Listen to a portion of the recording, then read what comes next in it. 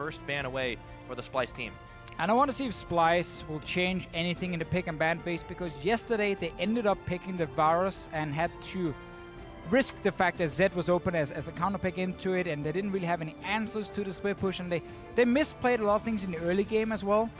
Opted into a lane swap, which then turned into standard lanes, but they didn't do a camp at level 1 and so on. And they fell behind just in every single lane, honestly, from the start. I like the Tahm Kench ban from Splyce because it was clearly an issue for them yesterday, so now they take it away this time around. And obviously Lulu Gangplank from Elements, no surprise, and Rise. Basically the 3 standard bans. It does leave Lissandra open, which is a fantastic pickup. It is a fantastic pick, that flexible pick that we have seen across regions. It will get locked in first, so we'll have to wonder if Wunderwear or Sencux will be the one taking it. And then it flips over to Element's side. What are they going to answer with? They can go for Elise if they wanted for Gilius in the jungle here. A champion like Mundo we haven't seen a whole lot of. Again, he's a little bit too slow scaling. Poppy is open for the support role for Sprattel if he wants to take it. We know he's a fantastic Alistar player, which is what he's hovering right now. But it is very risky to also give Poppy over now to Splyce. It's deadly champions. Elements are potentially giving away. Nisbeth played it yesterday. Can easily take it again together with Lucian. And you have great picks early on. You're also still hiding that Lissandra. You're not showing where it's going to end by just picking your bottom lane at the moment.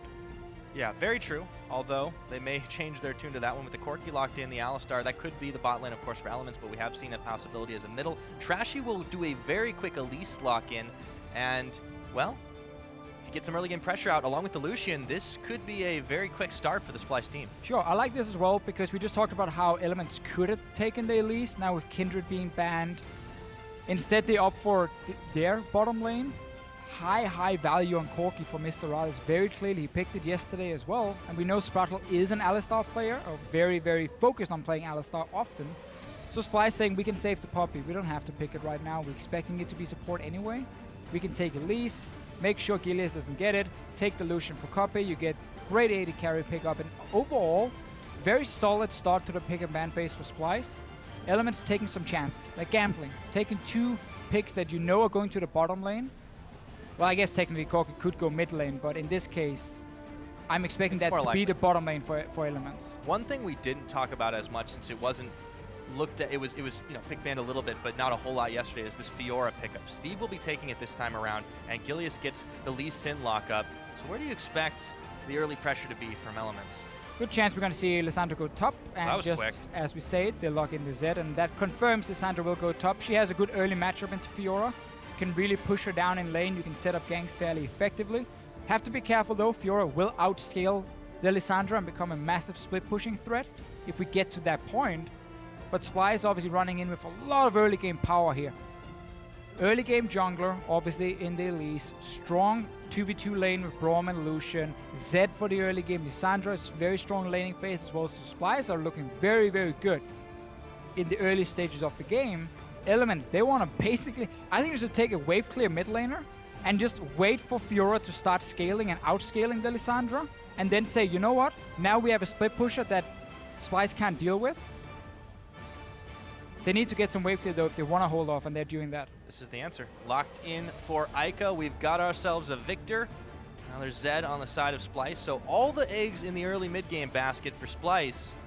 For Elements, if they can hold on, they might be able to climb their way to a victory.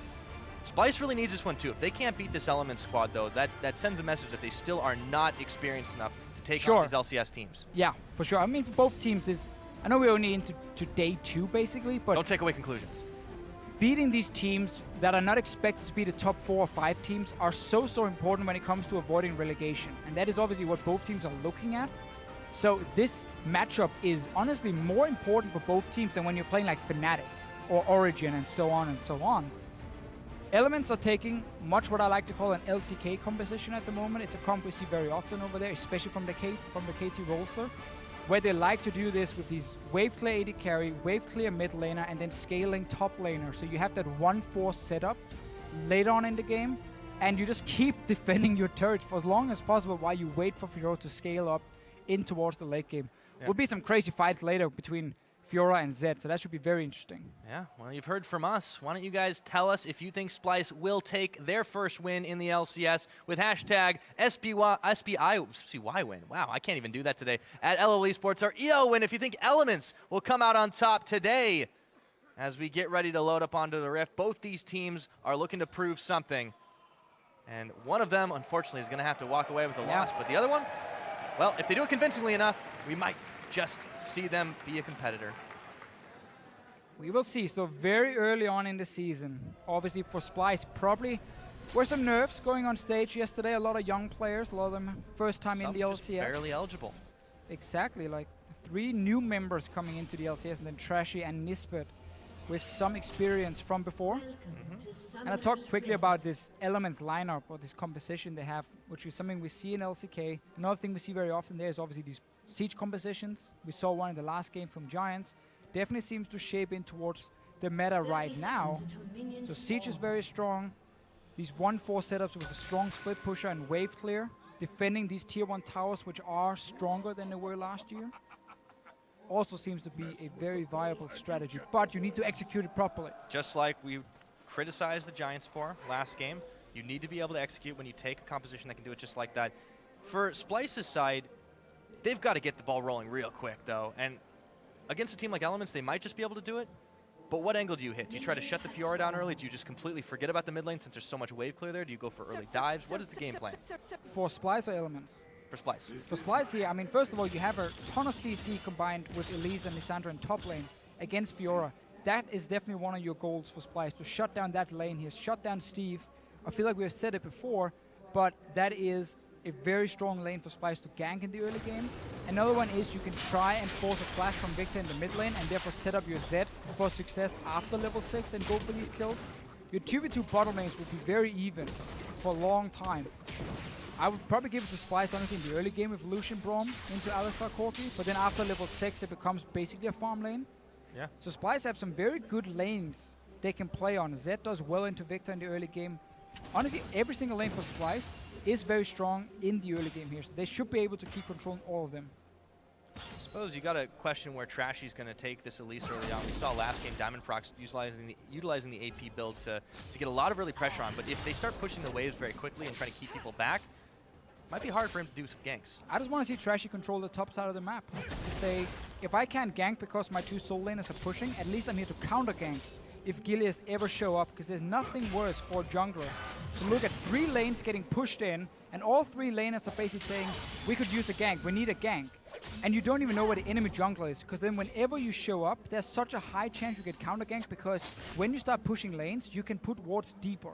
That means you can spot the jungler earlier, and your jungler can move in position to be there and counter gank, and then suddenly you just get stuck in this terrible situation where you can't really gank because it's too risky, and your lanes are just slowly losing and getting pushed into their own turret over and over and over.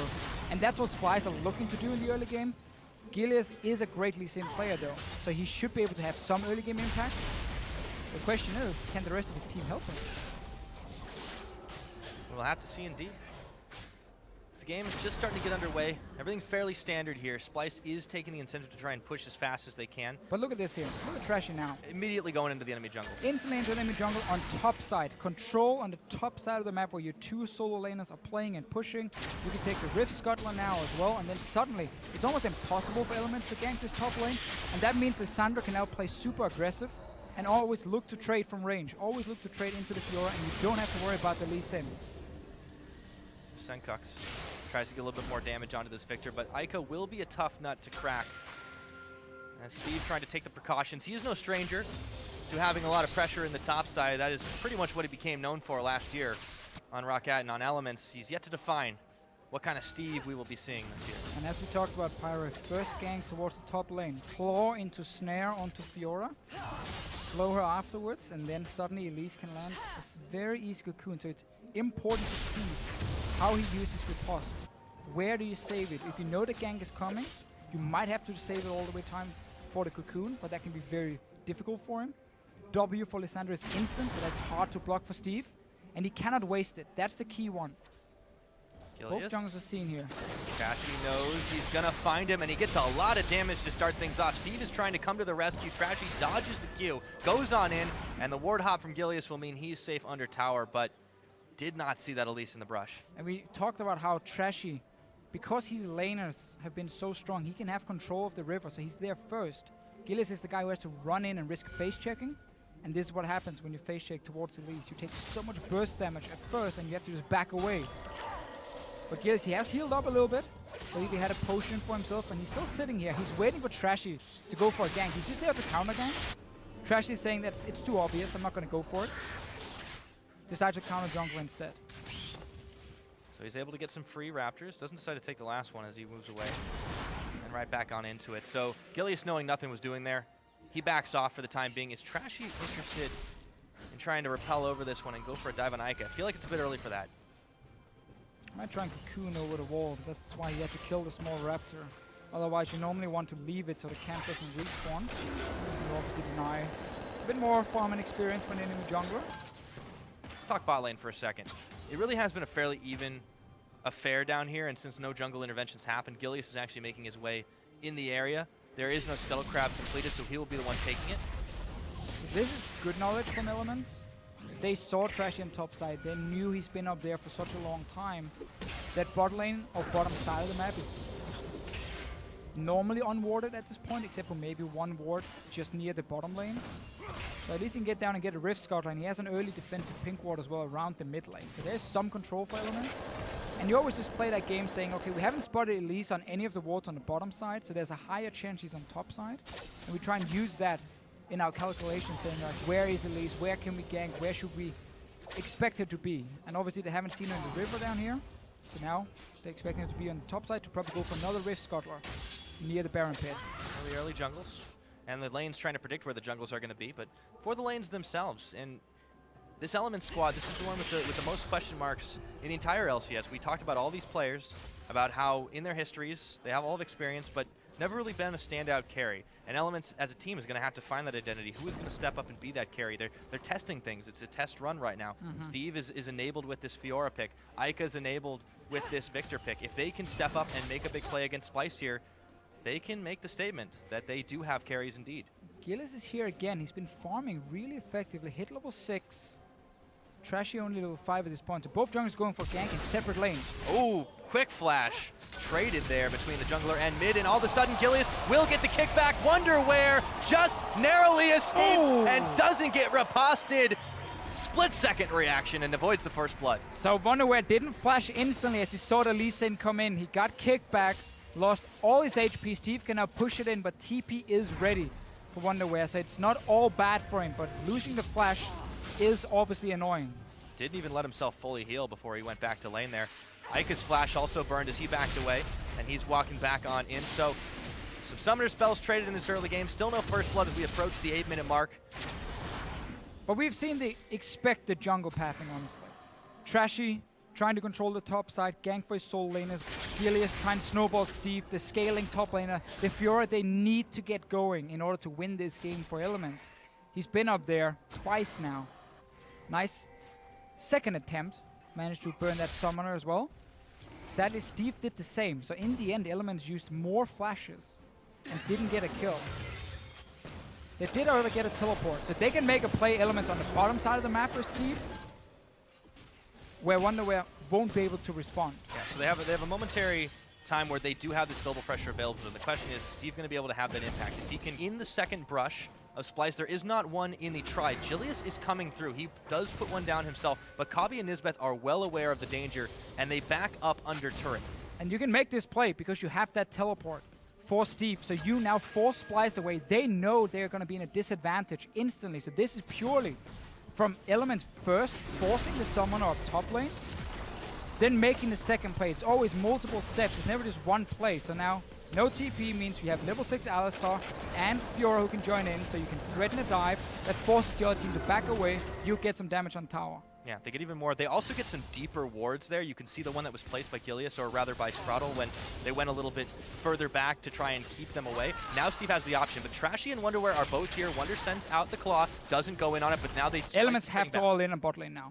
because you need to at least trade towers. You cannot sit here and just go for. They're going for it, yeah. Headbutt pulled. Nisbeth is the one who's caught up. He throws the Unbreakable, but him and Kobbe are already away. Gilius is here, just doing the Krug camps, and they will not get what they were looking for on that. And this is where we see some issues for Elements. Yes, they will end up trading towers, so it's not all bad, but this was such a good opportunity to make a much better teleport play. Gilius was already there at first, but then he backed away. He started running back to his own jungle. Then realizing, oh, I've just shown myself on the bottom lane. Trashy's now top lane. I need to rush back to bot lane. And instead of it being a coordinated play, catching 2 guys on the tower, they're catching 2 guys already running away. And Alistar using his full combo, that's his entire CC gone. So easy for Splyce to just, honestly, just burn 1 flash and then that's it. 2 parts to that. Telegraph movement was quite obvious when Sprattel had gone in, but also very slow reaction time from Steve. You said he needed to teleport. He did about 3 seconds after that. If he had not gone all the way back to the brush, just gotten safely out of range of the Lissandra and the Elise, could have easily gone down there, but he took his time. And you can't take your time when you want to make big plays like that. The problem is just the entire play was delayed. So again, you allowed Splyce to leave the tower. You want to catch him under that turret. So you have them stuck there. Once they start running, you can just go for tower. Nothing else, really. And therefore, you could even potentially have saved the TP from Steve and just put 3 guys into tower. Splyce will still have to run away from it. And in case they came back, then you teleport it in. Otherwise, you could at least save that summoner. Yeah. Taking stock of where we are. 500 gold lead for Splyce, very slim. A tower apiece for these teams, but no first blood as we approach 12 minutes into the game. Just trying to trade out a little bit of damage on towers where they can and play the pressure game, but no one's been able to get a full lockdown on the enemy team as 3 members of Splyce on the bottom side will trade for a turret with MrRallez in the top doing the same on his own. This is what we see so often. Once the first towers die, people swap the lanes around, and now we just have the 2 mid towers alive. Obviously, again, the tier 1 towers being harder to take down, and this is where the wave clear really is going to kick in for Elements, because they need to be able to defend this mid tower. Problem is, the Viktor's been losing the lane pretty badly, and the tower's already down to like 60% HP. Elements needs to keep this tower alive, otherwise the entire map just breaks open. That can change things quite quickly. Trashy steps a little bit too far forward. Sencux, Kobbe, Nisbeth all backing away as they were taking tower shots. Got a little bit too feisty.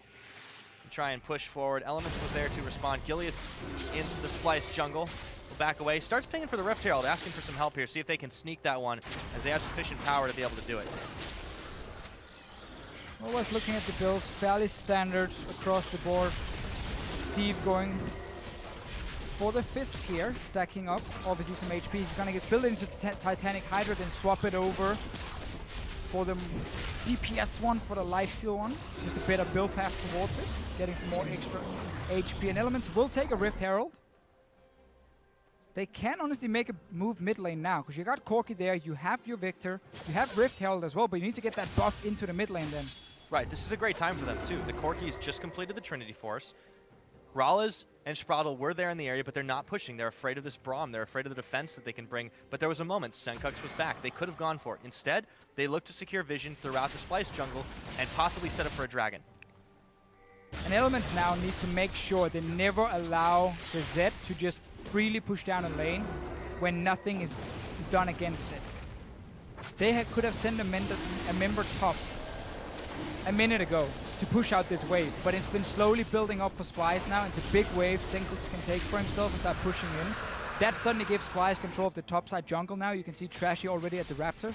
And Elements rushing for a dragon just loses them basically all map control. Yes, getting the first dragon buff is nice, but you don't want to sacrifice the map against a 1-3-1 setup. TP Lissandra and a Zed, because looking now at the pressure towards this top tower, I like the response though from Elements, trying to get something on the bottom lane. Yeah, they forced Wunderwear to back away, so thanks to Steve and Gilius, they have some damage on the bottom side tier 2, but it looks like it's just going to be a trade for Splyce here. That tower is already gone, but there's no defense for Elements, so it will in fact be a trade, despite the ability to siege that they did have here. Already Splyce backing away to try and defend the next, or the inhibitor turret, and the same thing for Elements. They will back off. Still no kills. We're 14 and a half, almost 15 minutes into this game. It seems like these two teams are afraid to start a fight. Well, keep in mind, Splyce wants to split push and Elements wants to scale up their Fiora, so none of the teams have necessarily looked for any fights. Splyce just got another tower on the top lane, so they're very happy with this open lane. Swap Zed down to the bottom side now. Go for another tier 2 tower.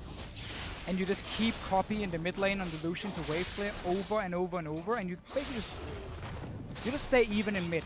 Because now you're just going to play side lanes if you're Splyce. You're not looking really to do anything else because of the wave clear from elements. They do have enough wave clear, at least for MrRallez to be able to keep this pushback, so no one's committing fully here. Still very even in the gold game. Lissandra extended out far, is pinged out by Steve right now. It's only going to be a one-on-one if it happens. Eika's going to be able to back away from this one as they send Sencux up to the top on the side of Splyce to keep this pressure on. But as you said, split push game will continue for some time, and Elements will just try to keep pushing it back until they get their Fiora and their Viktor in a power level. And Steve sticking to the Satanic Hydra to get a bit more wave clear coming in, getting that extra AoE damage for it. And just gonna try and constantly apply pressure by pushing in the lane. Problem is this Zed, nobody can go one-on-one against him. Eika is so far back. And that's also why I want to see Splyce swap the lanes around. Because you want to have the pressure where there's a tower to kill. That's gonna be the bot lane with the tier 2. That's where you want to have your Zed. Because Wunderwear is gonna be the guy teleporting away from his lane anyway. Mid tower is now open because the Elements had to send someone up to defend that. Going in! Gilius gets a kickoff onto Kobbe. They combo him up and they take him down, but a teleport is already coming in. 16.5-minute first blood. Trashy picks up Gilius. Sencux goes in onto MrRallez, but backs away. Back to the mid lane. Steve is still causing havoc, but he is surrounded by Splyce members. Sprattel, a big headbutt pulverize, and Steve picks up Wunderwear. It's a 2-for-1 in the first fight of the game. So in the end, Gilius managed to find and engage. Second time he jumps in, kicks someone back where the flash from Splyce comes after everything has happened. When you see the Lissandra jump in, you should be quick enough to say, oh, he's about to kick me back. Rather flash there instantly because you had the side lane control. The only thing that could go wrong was Elements starting a fight in mid lane, just like we just saw. You can see the inexperience there. They thought they had a free push on. Elements reacted. Able to pick a kill. Excellent moves by Gilius to be able to secure it. And then it kind of turned into a bit of a bloodbath there. But let's take a look at how it all starts once again. Here comes Gilius. So you have the tower open here. Kobbe has, in my opinion, enough time to realize that he's going to be the target and just flash before. But he goes down, and now the fight is so difficult for Splyce to win because they just lost the AD carry. Sprattel is very tanky with his ulti, and obviously Steve is coming in nicely from the side. Picks up another kill, so this is the response for Elements. They were looking like they were about to lose mid tower because they had to put Viktor top to defend that big wave coming in. Instead, they get 2 kills. So with that, they bring themselves up to a 1,500 gold lead, the most significant we've seen this game. It's 4 towers to 3. A little dragon stats also helping out. MrRallez has the package, but he's gonna find Sencux, has to immediately use it to get out of town. Yamato watching very closely this game. It has been a rough start for the Splyce coach. Swedish turtleneck. Sencux kicked on in, dodges out, fancy footwork, but can he get away? As a turret falls, Kobbe does manage to secure the mid. So Splyce does get something for all that, and Sprattel gets away as Sencux was prowling around. You can recall and go down to this bottom lane now with Wunderwear and clear the wave from Steve. So this mid tower, they've been hammering away on it. For a few minutes, they break it open now. Tier 2 tower in bottom lane should be next objective for Splyce while they keep control in mid. So if Elements ever send too many guys to defend side lanes, mid tower is open for Kobbe to take. And Elements will just push further and further back. So even though they are ahead in gold, it never really feels like they are in control. It's always Splyce setting up the 1-3-1. They have the kill pressure in the side lanes. Second Rift Herald. Last one was used to take bot lane tower, given over to Gilius who went bot lane.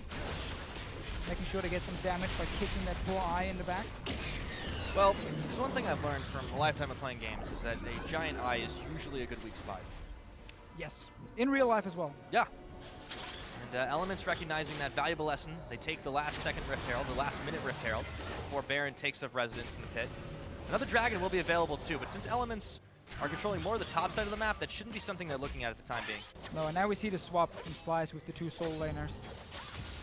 Put pressure on tier 2 bot lane. Steve is also swapping up top, so they have teleports on each side of the map for both teams. Wunderwear is going to wait about a minute's time, and then Splyce can look to be very aggressive. For now, they just have to at least respect the fact that Steve can join a fight. And we saw Gilius engage perfectly before. One more of those, that's more kills for Elements. That's a tower, that's a dragon. And that's how Splyce can still lose the game. That's what we gotta look for. And that's another engage now. Trashy's knocked on in. He's gonna rappel up forward, but his health bar is already gone as MrRallez picks him up. Steve comes around the other side. Grand challenge is issued onto Kobbe, and he doesn't stand a chance. Steve picks him up. Go, Steve! They get themselves a 2-0. I feel like we just talked about it, how Wunderwear didn't have teleport yet, so Splyce had to respect that and not go too far forward, because that gives Elements the chance to engage. And what happens? Sprattel comes in, played beautifully on this Alistar so far, sets up another fight, 2 kills for Elements at Dragon. They are still ahead in gold despite having almost no control of the map, because Splyce is overextending. All it takes is one mistake. You could see Steve had the notion to just hop right over the pit, immediately dive onto Kobbe, who had no chance to get involved in this game. He has had a rough game on this Lucian. They need to utilize Sencux's Zed better. He's split pushing around, but he's not been able to grab much out after the second tier turret because the defense from Elements has been too good. Steve is turning into a powerhouse now. He's got the 2-0, has the red buff, can just keep on running through, and I don't think Wunderwear wants to take him on. Might see an engage in mid though. TP as well if they can find a ward behind him. There are 2 wards on camps behind Elements. Wunderwear was moving back in the lane to potentially do it, realizing they couldn't find an opening though. And now, annoying as well, you don't have a teleport on your Zed, obviously, that would be weird. So if you put in bot lane now, you always risk the fact that Elements will get the Baron control. I still think you can play around that fairly effectively if you are Splyce. 4 members this early in the game to stop 5 guys from taking Baron is very, very easy. And then you have pressure on this tier 2 bot lane tower. It's been left alone for such a long time. And for the last 10 minutes, we haven't seen really anything happen up in his top lane other than just minions getting pushed down over and over and over. Yeah, Sencux has just never hit that ultra powerful Zed level. Obviously, you can say something gets fed, they can do whatever they want. But he hasn't been able to pick a kill this game. No one is really incredibly afraid of him outside of MrRallez, I would say. So they can usually send and answer one champion with one champion pressure-wise. It feels to me like Splyce are trying to push in top lane because he can go all the way to the inhibitor and then force someone to go wave clear and then force a fight in mid lane. Instead of just pushing towards the tier 2 bot tower, which I think is a lot easier for him to do and a lot better to pick that objective. Obviously, again, you gotta respect the Baron, so now they're forcing Steve back to take it. He has to teleport though, so this does nothing for Splyce other than them trying to get a flank, but Steve can join at any time. He has the teleport available. Wunderwear does too, but he's already with the Good engage though. Steve. Can they get MrRallez or Eika down instantly? Steve's gonna go in for the teleport. Sprattel goes in, gets a big pulverizes. Wunderwear is all in the back. Trashy is kicked again, repels up, tries to join the team again as Wunderwear gets taken out by MrRallez in the back of it all. And Steve chasing forward, another grand challenge, but he turns his attention to the Zed. Sencux kicked, knocked, staying alive. Finally a shutdown and gold in the pocket of the Zed. It's a 1-for-1 trade. But again, Pyra here, it's Splyce constantly trying to walk into the mid lane and force a team fight with the Zed. That is exactly what Elements want you to do. They don't have really great answers for stopping 2 lanes pushing. They can only stop 1 with Steve, and that's it. But because Splyce constantly just group in mid lane and say, oh, let's just team fight against you, Elements are getting everything they want at this point, and they're 3,000 gold ahead, 5 kills. They're utilizing this Fiora very well. Steve is playing great. Starting to answer some of those questions we had. Let's take a look at this flank again, because Sencux gets kicked by the Lee, and then all of a sudden... Yeah, obviously just send back Steve to defend the wave. He can teleport in, and now your team fighting composition gets a team fight. Great for you. There was no real threat on the back line because Sencux took the long way around the mid lane, so when Wunderwear went in, Sencux wasn't there. He joined in very late. And honestly, by kicking him away, they potentially lost the kill, but instead it's a 1-for-1. Elements are keeping the towers alive. They're keeping control around the Baron. They haven't had to go deal with any split push for the last few minutes because it's constantly on the lane where there's nothing to gain. They're showing that the experience is helping them out. Each of these individual players have had some time at this high level of competition. We've said it before. Splyce, new team coming in, having some troubles adjusting to this level of play. And, you know, heard a little bit earlier, their owner, Marty Strenswell, was talking about how this team is aiming for playoffs. You've got to be able to shore up those weaknesses in a timely fashion before you can get to that point. It's very early in the split, but if they start off on 0-2, that is not the right foot. No, it's so much about the morale of the team, obviously. Especially for these challenger teams coming in. We heard Trick talk about it earlier in one of the features.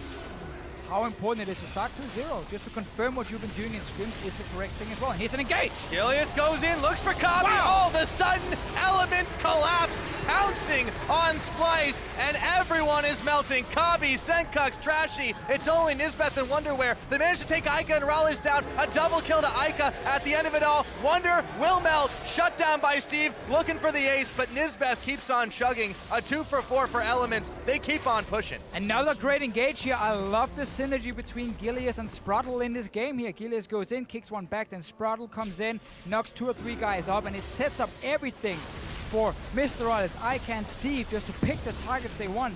AoE damage is great. Ulti from Fiora to proc it very, very quickly, and constantly we're getting team fights. That's the way Elements wants to win the game, and Splyce are not realizing this. And they're now made so many mistakes. We're 26 minutes in, and this game is just running away from them. And they honestly had great control early on.